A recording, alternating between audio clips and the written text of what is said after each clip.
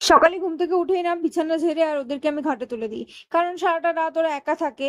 আর আটকে রাখি আমি ওদেরকে রাত্রিটুকু। আর রাত্রে আমি খাটে একা থাকি। আর কোনো মতে যদি ভুল ভবিষ্যৎ ওরা খাঁচা থেকে বেরিয়ে আসে, তো এক লাফে আগে খাটে ওঠে। উঠে কিছুই না এসে হয় আমার পাশে শুয়ে পড়বে, নাহলে আমাকে ডিস্টার্ব করবে। এটাই ওদের কাজ। তো যাই হোক, ওদেরকে বাড়িতে রেখে আমি চলে গেলাম কলেজে। আর দেখো, গিয়ে দেখছি ক্লাস তো অলরেডি শুরু হয়ে গেছে। তো ক্লাস করে আর চলে আসলাম আড্ডা মারতে। তো সবাইকে দিয়ে এখানে কাজ করাচ্ছিল আরকি, সব ছেলেদের। আর দেখো, এখানে আমরা সবাই বসে দেন কলেজ থেকে ঘোরাঘুরি করে আড্ডা মেরে অনেকটা বিকেল করে বাড়ি চলে এলাম। আর আজকে কিছু একটা ছিল আই থিঙ্ক, তো যার কারণে মা দুধ ভাত দিয়েছিল। ইয়ার মতলব यार कुछ भी। তো দুধ ভাত খেয়ে আইসক্রিম নিয়ে বসেছে। আর দেখো আমার বাচ্চাটা কি করছে।